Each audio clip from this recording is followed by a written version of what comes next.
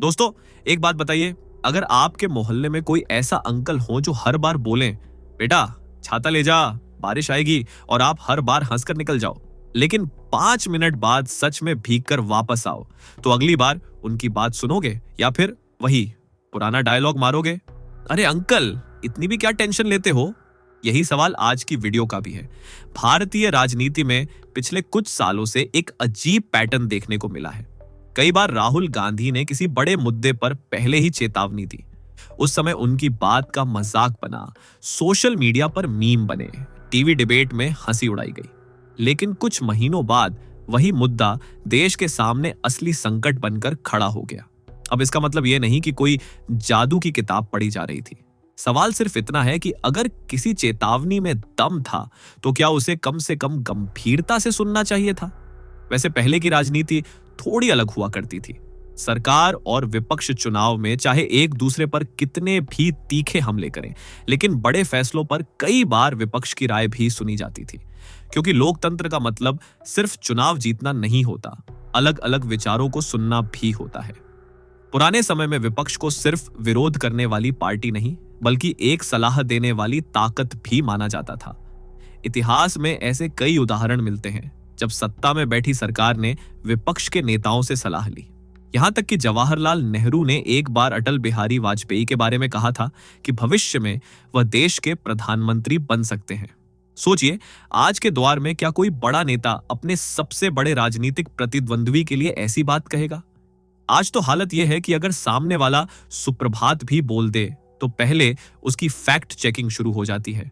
समय के साथ राजनीति में एक बड़ा बदलाव आया। अब अक्सर विपक्ष की हर बात को सिर्फ इसलिए गलत मान लिया जाता है क्योंकि वह विपक्ष से आई है। लेकिन अगर कोई चेतावनी सही निकल जाए, तब नुकसान सिर्फ सरकार का नहीं होता, पूरा देश उसकी कीमत चुकाता है।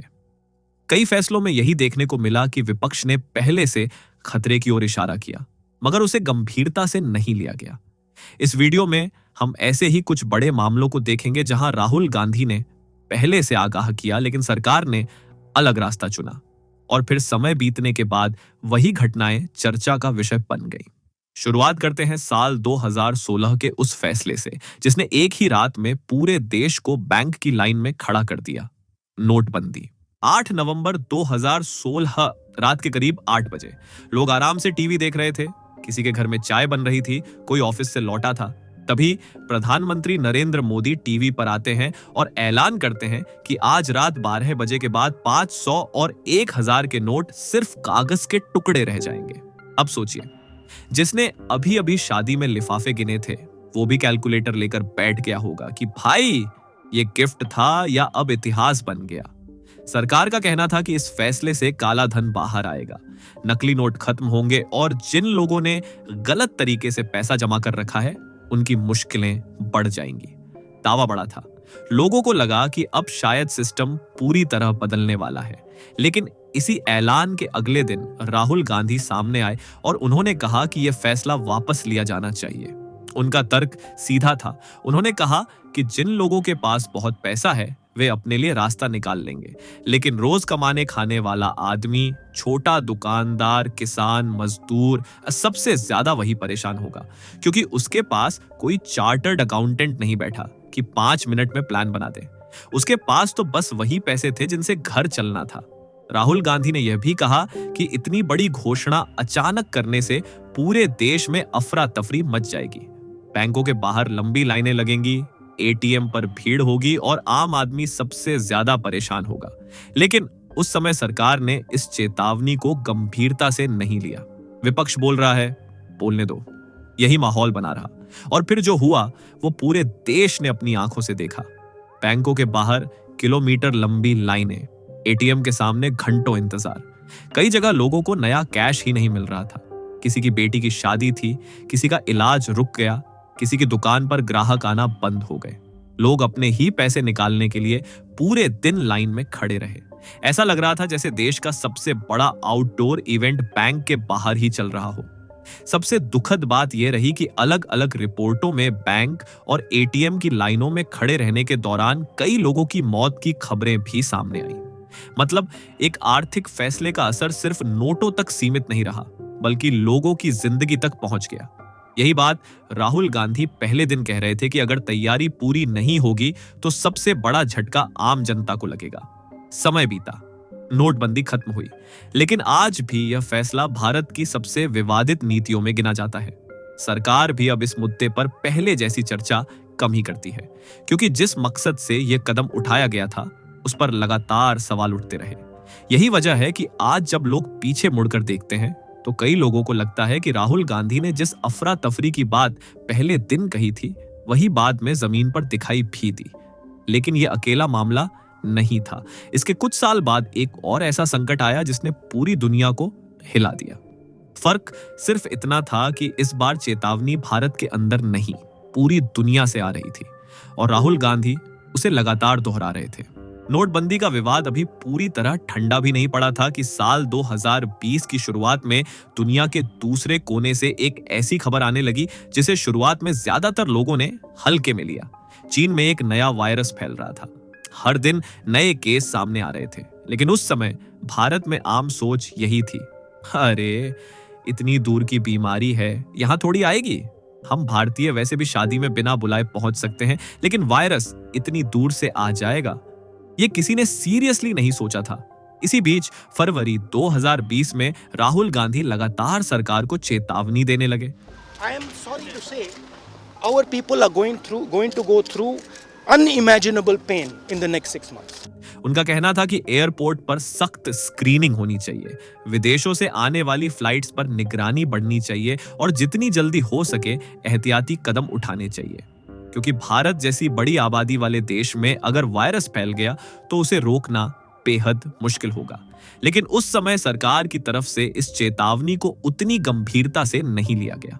कोई बड़ा प्रतिबंध नहीं लगा, हालात सामान्य बताए जाते रहे, लोगों की जिंदगी पहले की तरह चलती रही। ऐसा माहौल था जैसे सब कंट्रोल में है। लेकिन वायरस किसी प्रेस कॉन्फ्रेंस का इंतजार नहीं कर रहा था, वह अपनी स्पीड से आगे बढ़ रहा था। फिर आया मार्च 2020। अचानक देश भर में लॉकडाउन की घोषणा हुई। शुरुआत एक दिन के जनता कर्फ्यू से हुई और उसके बाद 21 दिन का लॉकडाउन लागू कर दिया गया। लेकिन कहानी यही नहीं रुकी। 21 दिन बढ़ते बढ़ते कई महीनों तक पहुंच गए। पूरे देश की रफ्तार जैसे एक झटके में ब्रेक मारकर रोक दी गई। इसके बाद जो हालात बने वो किसी से छिपे नहीं हैं।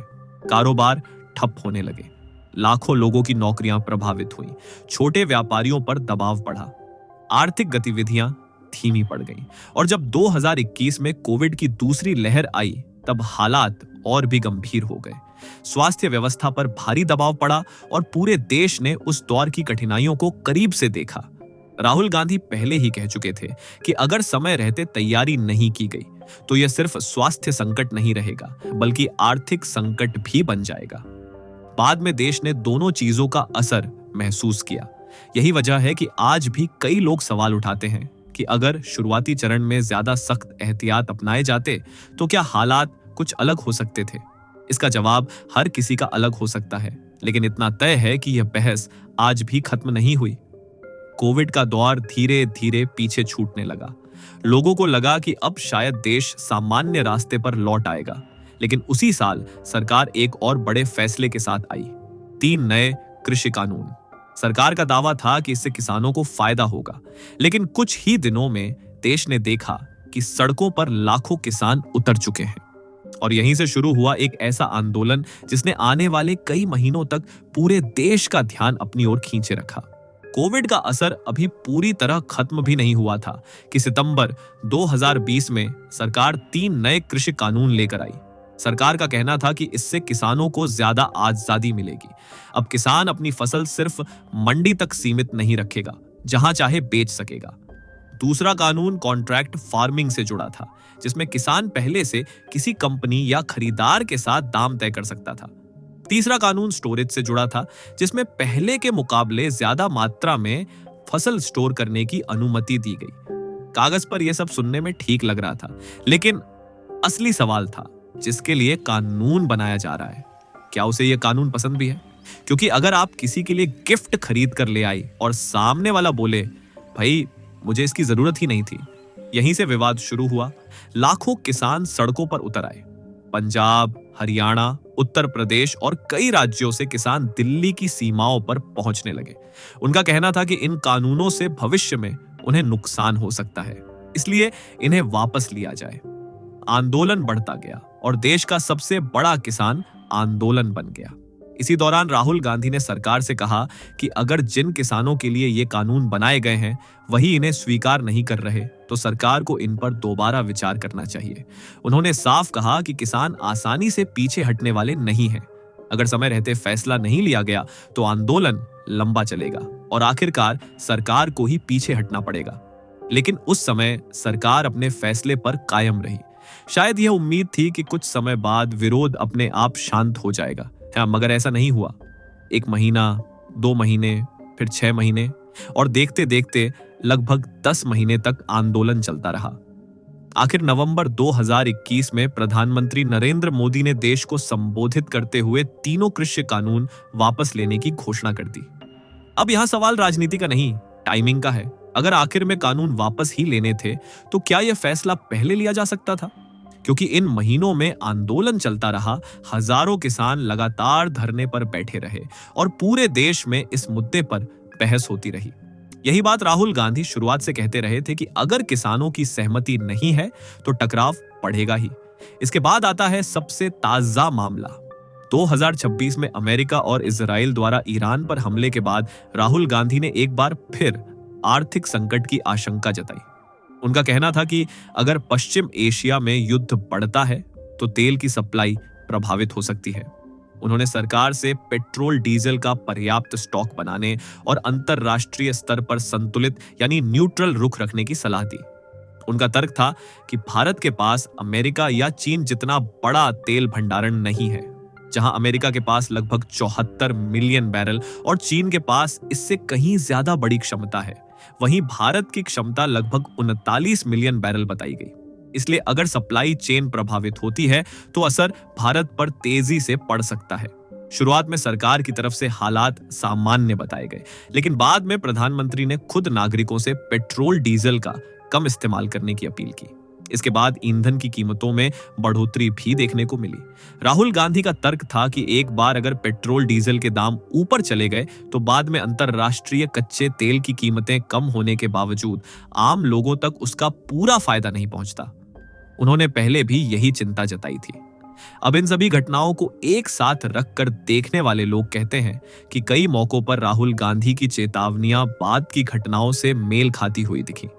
वहीं दूसरी तरफ कई लोग इन निष्कर्षों से सहमत नहीं होते और अलग राय रखते हैं। लोकतंत्र की यही खूबसूरती है कि हर व्यक्ति अपने तथ्यों और समझ के आधार पर राय बना सकता है।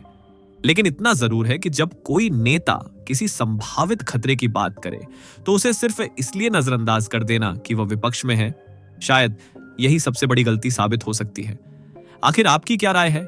क्या सरकारों को बड़े फैसलों से पहले विपक्ष की चेतावनियों को भी गंभीरता से सुनना चाहिए? अपनी राय कमेंट में जरूर बताइए। तो दोस्तों, आज की कहानी का मकसद किसी नेता को भगवान बनाना या किसी को विलेन साबित करना नहीं था। मकसद सिर्फ इतना था कि राजनीति में कभी कभी सही बात वहां से भी आ सकती है जहां से आप सुनना ही नहीं चाहते। इसलिए अगली बार कोई नेता कुछ बोले तो पहले सुन लेना, मीम बाद में बना लेना, वरना कहीं ऐसा ना हो कि मीम पुराना पड़ जाए और खबर सच हो जाए। अगर वीडियो पसंद आई हो तो लाइक कर दीजिए, चैनल नए हो तो सब्सक्राइब कर लीजिए। मैं मिलता हूं अगली वीडियो में, तब तक न्यूज़ देखिए, सिर्फ नोटिफिकेशन नहीं। धन्यवाद।